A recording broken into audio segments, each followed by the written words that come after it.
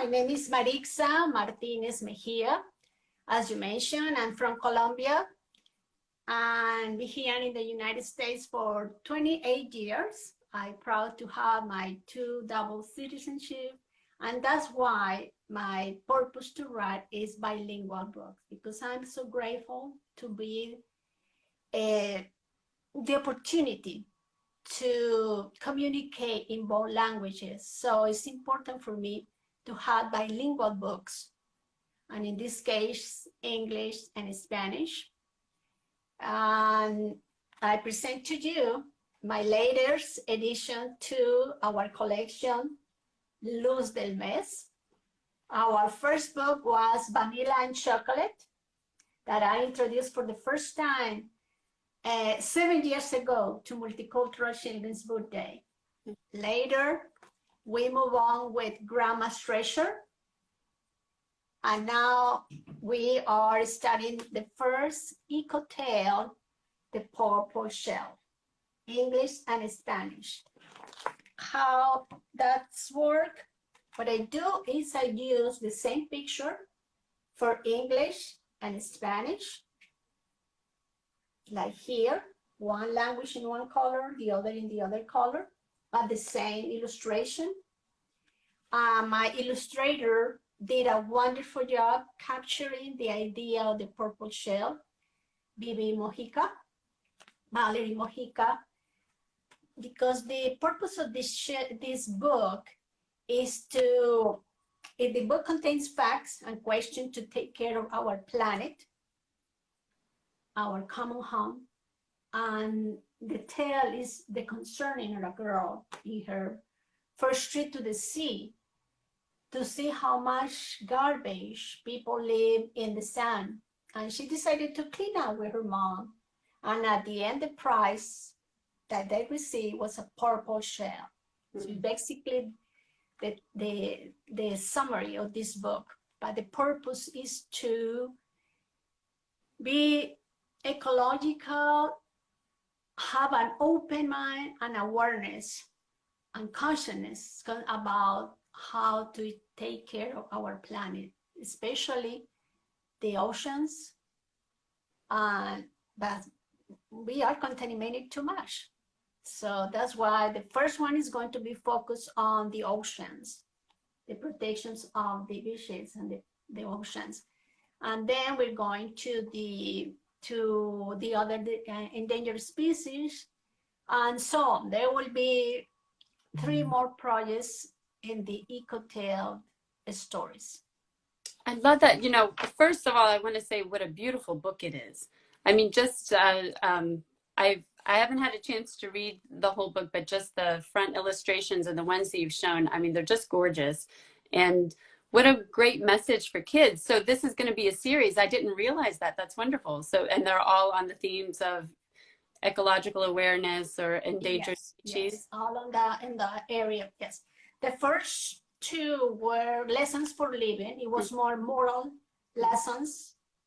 Grandma's Treasure is about appreciation, and Vanilla and Chocolate is about tolerance. Mm-hmm. So the second 2 will be about the ocean and the endangered species and so on. It will be another more.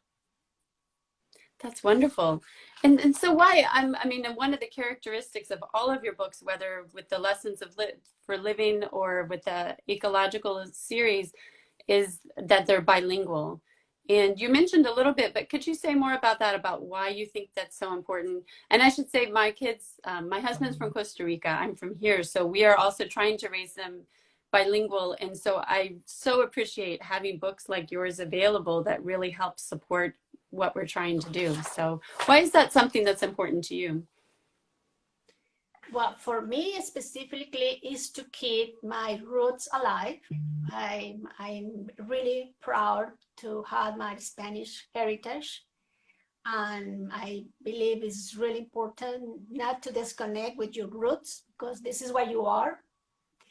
And I had to appreciate the country that I live in. The opening is, the English is an opening door for many other countries. I work with authors from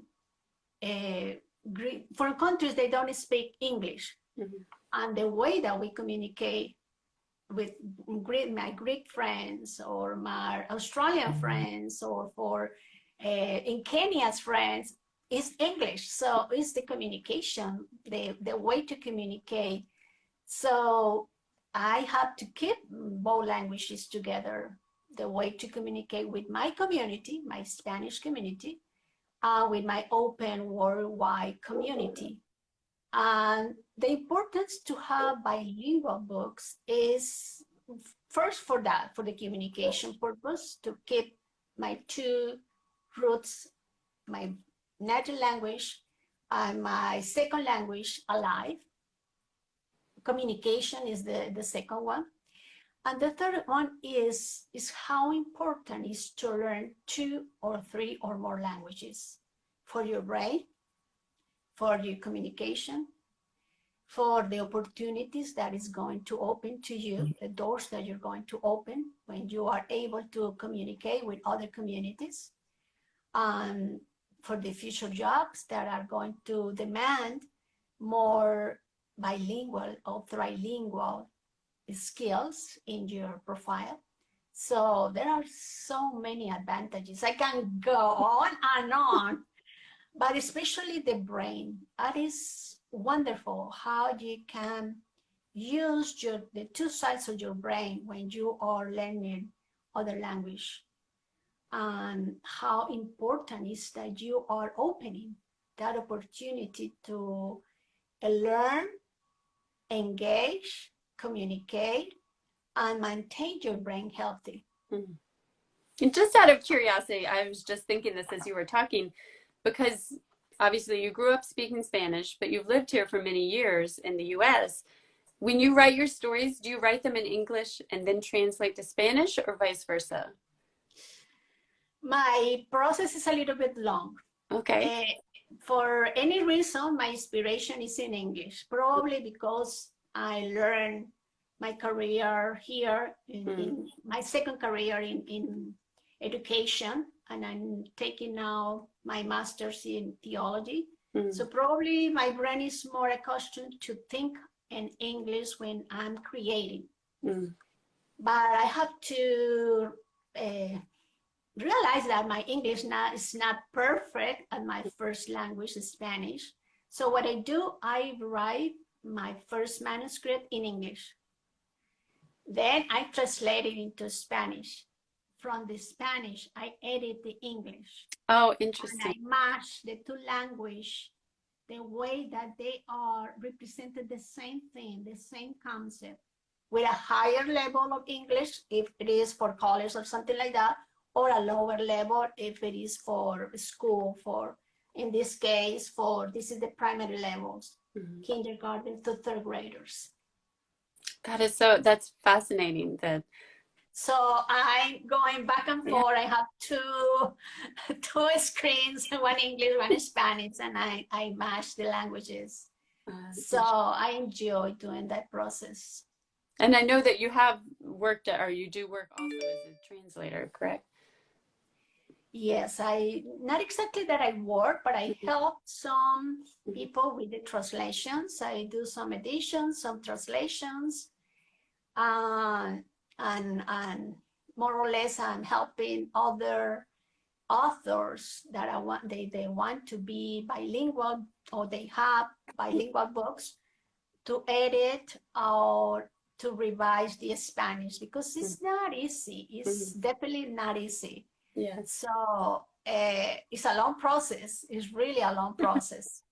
I'm sure. And something else that I know is important to you is that you really want your books to inspire children to live their best lives, to live by their values. And I know you mentioned that you were working on a graduate degree in theology. And in your blog, in your social media, people know that you use the title Luz del Mes, or monthly light, kind of like a guiding light. So how do you hope that your books help inspire children to be their best selves? I know it's a huge goal, but I really want to feel proud of that, because if we are not the best self of ourselves, so what are we going to do? I truly believe in people. I truly believe in the kids. I know they are excellent and they can excel, but they need a little push, inspiration to, to guide them in the right direction. There is nothing wrong or right, but there are values that we need to focus on, like gratitude, respect, tolerance. Those are abstract concepts to teach kids 1 through 5 years old. Yes. But if you do it with illustrations, with the simple message, this girl that entered to the beach and found there was garbage everywhere, you're just giving the message. You're just giving the message that nature is beautiful, but if you contaminate it, what are we going to do? So we are not, look at her mean face. If we are contaminated, we are polluting with these, with that is what we see every day, that we saw when we go to the beaches, when we go to the oceans. So giving the message that we can change that behavior, that we can have better habits, it's a way that for me to inspire them to be their best self. And stories, like you said, the illustrations along with the stories are such a great way to do that. And you also write a lot of poetry. Can you tell us some about that? Well, the poetry that I have, since I did these books for elementary schools. I'm a teacher, and my middle school students starting to complain because they didn't have anything for them. So nice. I did Luz del Mes and Poem Thoughts and More. These are chapter books, English and Spanish, the same concept. One side English, the other Spanish. But I know for them, it was no way, little tales. We don't connect with middle school students with little tales. They want big stuff. So what I did is, in Poem Thoughts and More, and share my anecdotes for my trips around the world. I was in the travel industry for 10 years. So I have so many experiences, so many fun experiences. So I collected those fun experiences and I transformed it in anecdotes, the same thing. Take the best self of you. How you can be your best self everywhere you go, without losing your behavior, without losing your manners. So I went through different places and I put it together here. And to combine the book with something else, I did poetry. And the poetry that we teach from 4th grade to 12th grade is haiku, is cinquain, limerick, easy poems, not so complicated and fancy poems. So when they see those poems, not only help them remember, oh, haiku, 3 lines, 70 syllables, but inspire them, because they are all about nature. And Luz del Mes is the same thing, all poems about nature, and the tales that I'm going to transform in Eco Tales stories are here in chapter book. So we're going to give these stories, these tales, the illustrations and the language appropriate for kindergarten to 3rd graders. And it's in English and Spanish. The poetry and the anecdotes Everything are is in English and Spanish. I mean, if you're talking about how difficult it is. Difficult. Yes. It's really difficult. But this is one thing. If, for example, if I do a haiku in English, there is no way that if I translate it in Spanish, it's going to be a haiku, because the rhyme is different, the syllables are more. So what I do the concept from the English, I put it into Spanish. And you can visit my Facebook page. I have a lot of haikus in my profile, and they are, one is in Spanish and English, but the essence is the same. But of course, there are more, it's a different structure. That's interesting. Yes, because I would imagine that would be very difficult to do.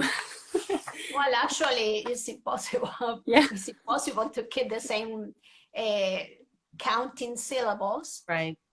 Sometimes it match, sometimes, but rarely. But or you can do the same thing, but not a haiku, for example, but a cinquain, something that, because Spanish always will going to count more syllables than English. So I play with the words. Well, that's fun, and it's also a fun way to teach them how to play with the two languages as you're trying to do this. Exactly. We're coming to the end of our time, and I want to be respectful of your time because I had said 20 minutes. But I do want to mention just the fact that you are, you're talking about inspiring kids to be their best selves and to live by their values, and that's something you really do with your actions, because I was really impressed to read about how your books are actually supporting causes like the Human Dignity Campaign, March of Dimes, ecological programs. Why is that so important to you? And is there, and what causes being supported by your most recent book? Well, in the last 2 years, sadly, nothing, because I'm not able to participate in the events that everything was canceled. My agenda for 2021 and 22 was totally canceled. Like everybody's, yes. Yes, but everybody. But usually March of Dime, I participate in some of the events.